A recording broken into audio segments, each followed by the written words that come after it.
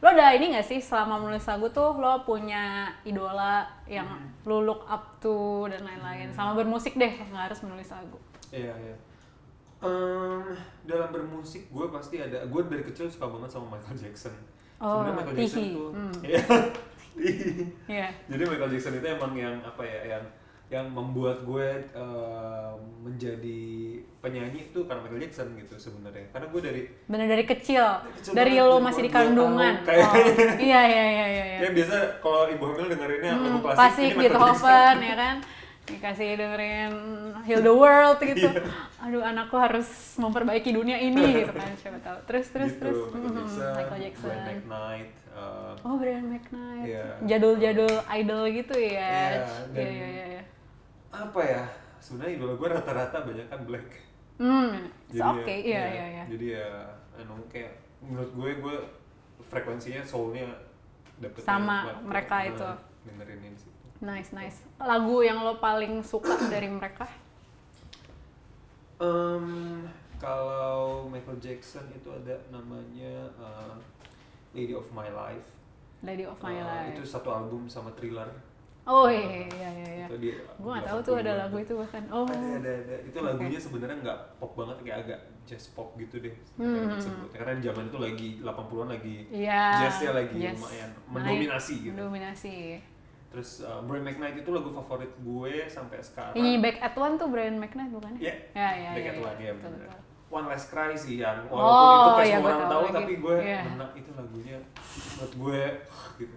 Itu mengiris hati. Makanya lo jadi bisa bikin lagu yang mengiris hati juga gitu buat orang-orang lain. Itu pengaruhnya dari mereka ya, dari Brian McKnight dan Michael Jackson. Kalau lokal gue dari dulu mengidolakan nih ya, Denny Caknan. Oh, Bung Glenn kirain.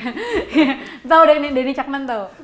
Iya. Nyanyi koplo bukan koplo sih. Ntar gue salah nih, maaf ya. Maksud gue yang rada dangdut gimana gitu. Iya. Lu suka Bung Glenn. Oh, iya. Bung Glenn nice banget sih. Keren. Terus gue pengen nanya nih, lu kan selain bermusik juga aktor ya? Iya. Berarti lu udah membintangi berapa film sebelumnya? Baru teater ya, lebih ke teater. Lebih teater. Cuma ya sebenarnya waktu dulu pernah web series. Oh gitu. Pernah syuting di kampus lo. Oh nih keren ya. Itu bareng Chandra Lia waktu itu. Oh. Kayak gue tau. Iya. Terus.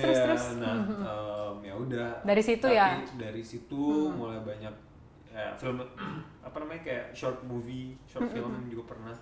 Cuma ya tujuannya setelah Payung Fantasi ini pengennya bisa ke sesuatu yang lebih besar lagi. Amin.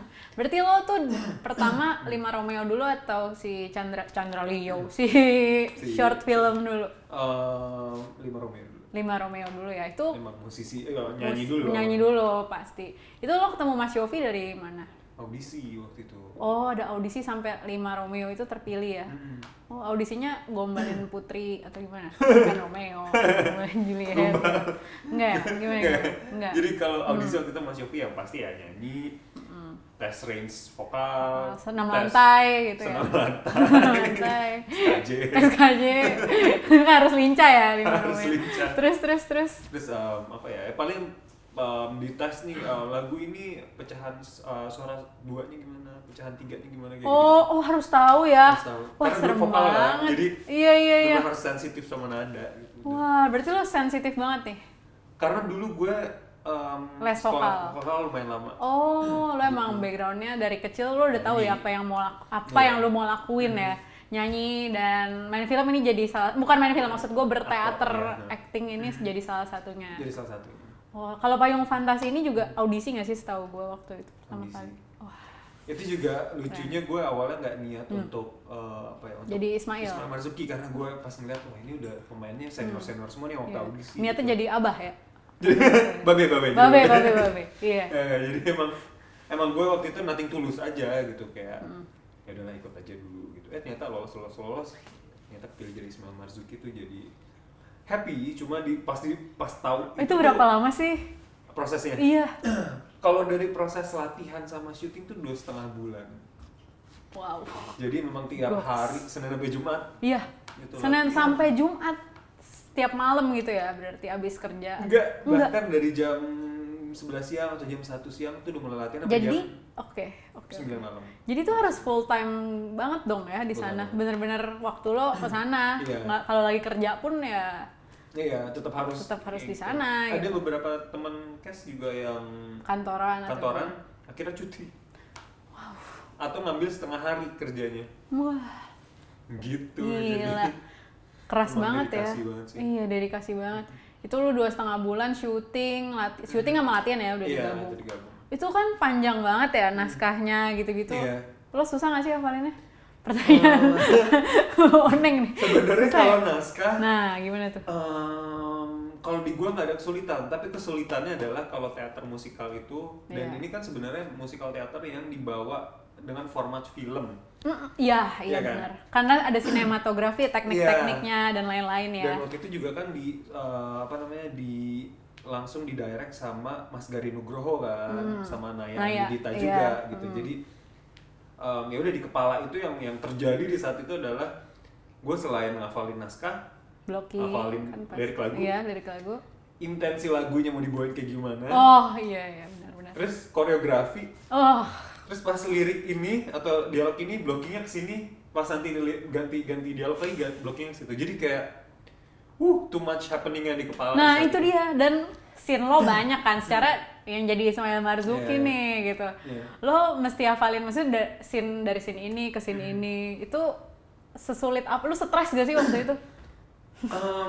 Gue orangnya itu nggak dipikirin. Pressure, cuma kayak tapi pas ngerjain hari H itu gue benar-benar yang udah kayak kerjain aja semua gitu. Jadi kayak gue intinya ngerjain PR yang bagus aja gitu. Ya udahlah, yang penting yang penting jadi juga, tapi lo niat gitu kan.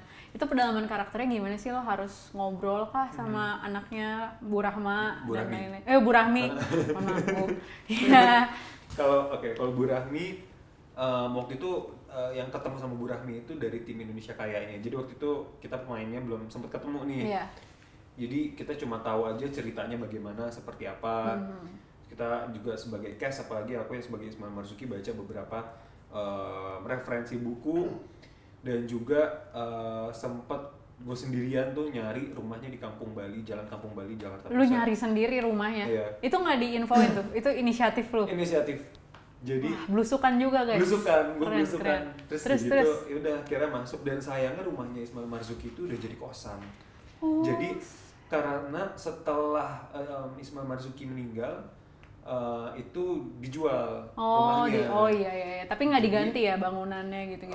Katanya sih. Nah, gue sampai ngobrol nih. Gue waktu itu sampai pura-pura nyari kosan. Gue sampai nanya ini berapa sebulannya. Sempet gue mau tinggal di situ, cuma ternyata nggak bisa. Ya, masalah udah penuh. Iya. Terus itu pendalaman karakter gue karena pengen tahu kalau pagi tuh gimana lingkungannya di sana segala macam gitu. Iya. Nah ya udah sampai akhirnya gue bisa masuk dalam karena gue berpura-pura jadi anak kosan yang nanya mau ngekos di sini gitu. Yang penting gue ngeliat vibes aja bagaimana ngerasain gitu. Tapi lo nggak ada nanya soal Ismail Marzuki dong, mereka juga nggak bakal tahu. Dan dia aja yang pemilik sekarang itu pemilik yang keempat, jadi makanya udah agak jauh lah gitu ditanyain detailnya. Sama pendalaman karakter gue yang selanjutnya adalah gue melakukan hal-hal yang Ismail Marzuki suka. Wah, karena contohnya Ismail Marzuki itu kalau kita pikirin ya, dia jejak audio, jejak digital jejak digital. Ya makanya rekam jejak. Yeah. Rekam jejaknya itu susah, audionya itu nggak ada, kita nggak bisa dengar suaranya kayak gimana. Videonya pun juga nggak ada gitu. Jadi selama ini kita tahu cuma dari foto. Bener sih, gue nggak pernah lihat sih. Iya kan? Iya. Nah, makanya dari situ akhirnya gue melakukan kesukaannya Ismail Marzuki. Kayak dia suka banget makan sayur asem. Terus tiap hari dengerin lagu keroncong, gue tiap hari dengerin lagu keroncong. Terus di saat itu pemuda-pemuda tuh suka banget dengerin pidatonya Soekarno. Oke. Jadi gue tiap hari dengerin juga. Jadi kayak ngebangun nasionalisme gue juga. Jadi gue bisa seenggaknya merasakan apa yang dirasakan sama mereka di saat itu. Jadi lo tau lah gambarannya gimana cara dia bertutur dan lain-lain. Itu berarti sutradara tuh benar-benar membebaskan ke lo ya? Iya. Wah. Sebenarnya jadi ya inisiatif kita aja untuk mau meresearch sedalam apa gitu. Wah ini dalam sih sampai dia mau ngekos nih teman-teman. Keren sih, gila. Itu nggak ada di BTS tuh atau ada di BTS ya? Tapi gue nggak tahu ya. Belum ada. Oh kan, eksklusif. Kayak eksklusif di Hype. Wah berarti lu beneran sampai nyari dan katanya lu setiap hari pulang bareng listnya ya?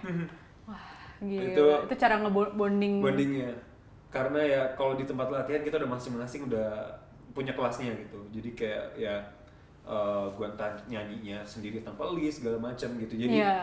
Jadi ya bisa ngobrolnya tuh ketika dijemput mau pergi ke tempat latihan dan ketika diantar mau pulang. Jadi kita bondingnya di mobil. Wah, gila banget sih. Sekarang udah berapa viewersnya? Lu ngecekin gak sih? Kayak lu tipe yang gitu gak?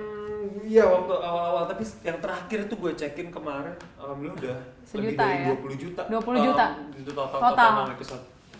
Jangan lupa nonton gratis guys. Gratis di YouTube Indonesia. Wah, gila. Tapi ngomongin soal video dan YouTube, lo udah rilis belum sih Spell ini? Di YouTube videonya udah dirilis kan? Itu lo yang konsepin sendiri atau gimana? Iya, sebenarnya konsep dari gue. Wah. Jadi ya bener-bener palu gada ya. Iya. Di sini. Emang Leo ini ambi nih Leo. Oh Leo, iya.